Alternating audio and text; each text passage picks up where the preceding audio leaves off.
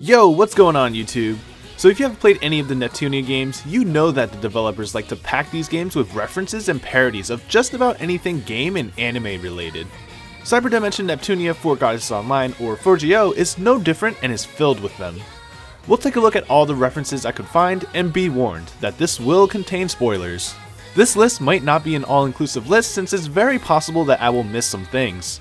I would also like to give a shout out to Ragnarok since he or she made most of the posts and offered the most help, and also Tim217.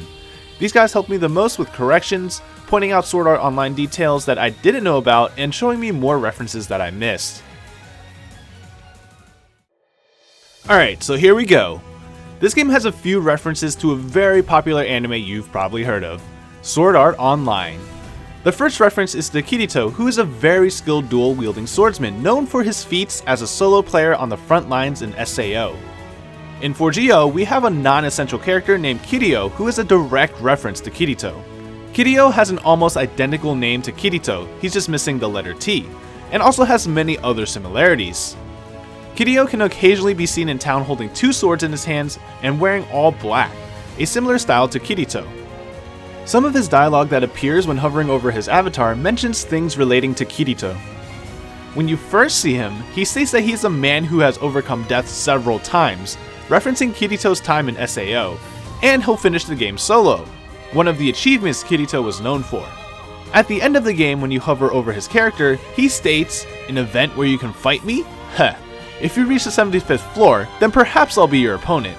This is referencing the PvP fight between Kirito and Heathcliff on the 75th floor of Aincrad, where Kirito challenges Heathcliff to a showdown deciding the fate of all players in SAO, in which he won. In addition, 4GO also gives some background, stating that Kiryu was a player who has obtained an incredibly rare skill called Dual Blade in the previous 4GO game. In SAO, Kirito is the only person who has the Dual Blade skill, as it was awarded to the player with the fastest reaction time. This leads us to the second character, Kiryu, who has some references to Kirito but is more likely not a direct reference to him. Instead, Kiryu is most likely a reference to Kashiwazaka Hiyori, who appeared in a SAO spin-off manga series called Girl Ops, and was someone who greatly admired Kirito. When she created a character in Alfheim Online, the game's randomized avatar bared a striking resemblance to Kirito's avatar in SAO. As a result, she decided to wear similar dark clothing and imitate his dual-wielding sword style, which also fits what Kiryu wears in 4GO. The importance of pointing out Hiyori's admiration for Kirito is that Kiryu was inspired by Kiryu in a similar way. Kiryu was the person who started the trend where players named their characters starting with Kiri, which Kiryu obviously did. This also ties into how Hiyori's first character was named Kudo, taken from the first word of Kirito's nickname, Kudo no Kenshi, which translates to Black Swordsman. The last obvious thing is that Kiryu is a girl and not a boy. That being said, the game also gives some Kirito references to Kiryu, but I don't think this discredits the Hiyori reference. Kiryu has a friend named Asuka that sometimes appears in town, which is a clear reference to Asuna. Asuka's appearance is also very identical to Asuna's appearance with the Knights of the Blood Oath Guild's uniform, wearing mostly white with some red and having orange hair. Asuka also uses a rapier like Asuna. She likes to call Kiryu Kazuko, which is Kirito's real first name. Then, once you get further into the story, we see the Kiryu vs Cheetah fight is very reminiscent of the Kirito vs the Gleam Eyes fight on floor 74, or the Kirito vs Heathcliff fight on the 75th floor. All instances are boss battles in which Kirito and Kiryu both say they have to attack faster. Bouquet shares many similarities with Yui's Alfheim Online form, although there isn't any hard evidence that it's a direct reference. Bouquet and Yui have identical looks with the exception of hair color. They are both female fairy AIs that are very human-like and was purposed with looking after players in some way. They both help by having access to data that players normally would not have and disclosing this information. Both places also take place in a world referencing places in Norse mythology. Black Cat Princess might possibly be a reference to Kuroyuki Hime from Accel World, although this may also be a bit of a stretch. The most apparent support for this is that their names and looks are very similar to each other.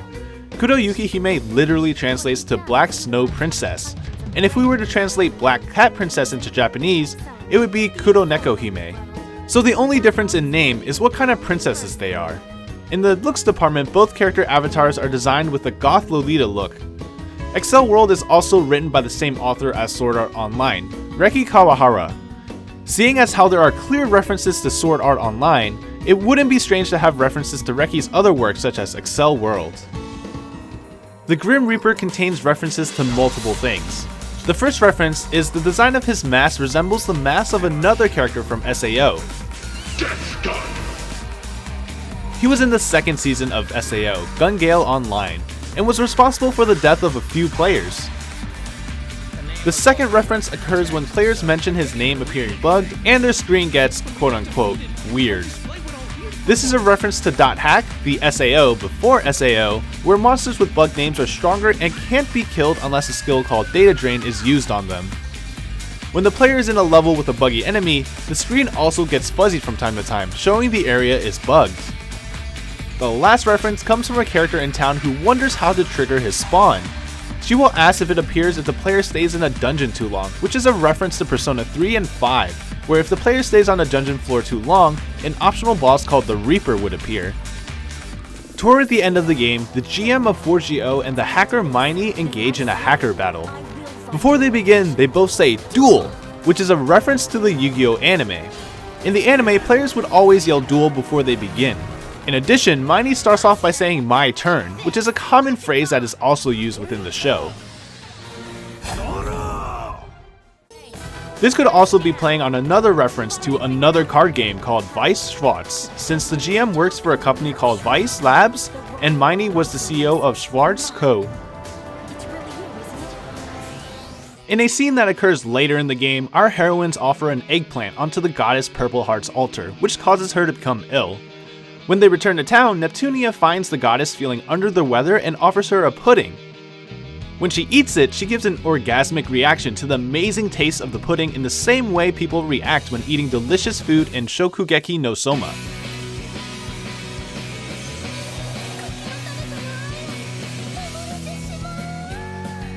Nepgear makes a direct reference to this by saying she looks like she's part of that one cooking manga. During the antagonist reveal scene, we see Neptune say, "With a keen eye for detail, one truth prevails." This is a catchphrase that is used at the beginning of each episode of a long-running anime you guys may be familiar with, Detective Conan. In the English dub of Detective Conan, Conan will always say this line before the opening sequence. I believe that with a keen eye for details, one truth will prevail.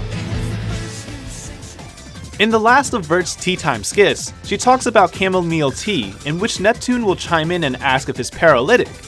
She warns the player to be careful of players having tea parties on the side of the road, which is a reference to an early scene in Fairy Fencer F, where Fang drinks chamomile tea prepared by Tiara on the side of the road and paralyzes him. Fairy Fencer F is a game that was developed by CompileHeart, who is also the publisher for that game and 4GO in Japan. Was that paralytic tea? Jeez, Fang. The next reference occurs near the end of the first half of the game, in which the GM talks about possible punishments for the cheaters Kyria and Black Cat Princess. She mentions removing their equipment and having them drop from a high place, which is a clear reference to the Guild Wars 2 hacker who wreaked havoc in PvP for weeks before anything was done. The hacker's account was logged into by a GM, stripped, and jumped off a high place in town to his death. Then his characters were deleted and the hacker was banned.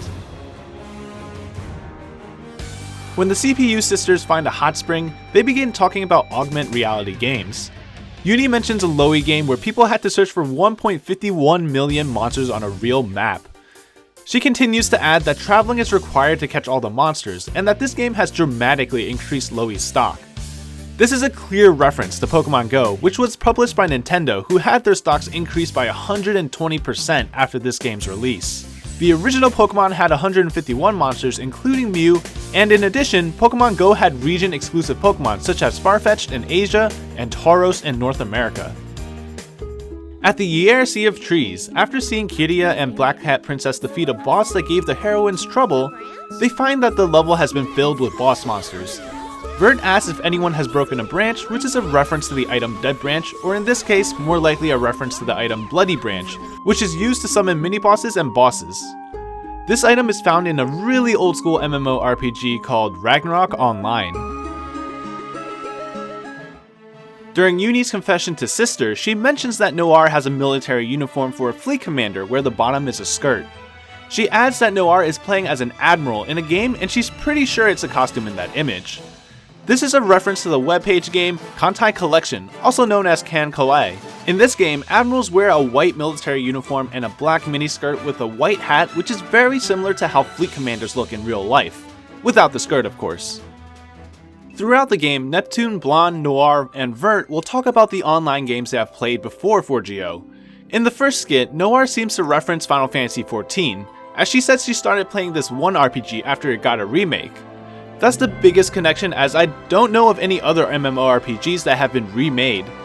The Final Fantasy XIV that is being played today is completely different than the Final Fantasy XIV that was originally released. Due to FF14 being so heavily criticized, it was rebuilt from the ground up, and the CEO of Square Enix also issued an apology on their site. In a later skit, Noir will continue the MMO conversation with Neptune by adding she used to spend more time playing an older version of Last Station's online game, which is likely a reference to EverQuest, which was developed by Sony's 989 Studios and Vert Interactive, and published by Sony Online Entertainment in 1999. Neptune makes a comment about the game's popularity and her inability to play it due to her potato computer, though she didn't technically use the word potato. This would line up with the success of EverQuest, which was the second most popular MMORPG before Ultima Online and was the first successful 3D MMORPG. As games were beginning to shift to 3D around this time, it makes sense that the standard computer players were using were not powerful enough to play this. Noir also mentions this game was ported to Last Station's console. EverQuest was ported to PlayStation 2 in 2003 as EverQuest Online Adventures. Going back to the first skit, Blonde shares that she is playing an MMO that is based on a pretty well-known RPG, and that a lot of kids play it since it isn't hard to play. Well, Dragon Quest is a well-known RPG and is extremely popular in Japan, and eventually becoming popular in America sometime in the future. Dragon Quest X was also reviewed to be very easy for beginners, which would make it popular for kids. In a later skit, Blonde will continue the MMO conversation with Neptune. Blonde goes on to ask Neptune about an online game she used to play, in which Neptune responds, "You mean that Loey game you mentioned before?" referring to the conversation in the first skit. Dragon Quest X is the only MMORPG I can think of that belongs to Nintendo, which was released on the Wii, Wii U, 3DS, and Switch in Japan. Following the quest called Calamity, our heroines find themselves at the goddess's altar, where they hear a creepy voice telling them to leave. Neptune asks if anyone can see any wells or TVs lying around, referencing key elements from the ring. The twist of the ring was that someone was murdered and tossed into a well. Their grudge combined with their psychic power caused the curse to be placed on the person who watches a certain tape, causing them to die in 7 days. During some of the heroine's early interactions with Bouquet, they are really impressed with her AI. Neptune makes a comment about hearing of a story of an AI who learned some strange things and then had to be frozen. This is a reference to the chatbot Tay that was created by Microsoft. Tay was a learning chatbot that would be able to interact with people on Twitter. However, it had to be shut down in 16 hours due to it being corrupted by the internet. Last and certainly the least interesting is that N-Chan is a website used by Miney to talk to the players of World Break Online. This is a not so subtle reference to 4chan, a well-known internet site where all sorts of discussion happens. Alright, so that's all I got for references.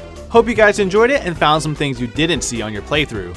If you guys have any extra references I missed, or think some of the previously mentioned references are wrong or inaccurate, feel free to call me out in the comments below. I try to be as thorough and accurate as I can be, but all my information just comes from the first couple links on Google. It's always very interesting to see what kind of references everyone else can see. As always, thank you guys for watching, and I'll see you next time.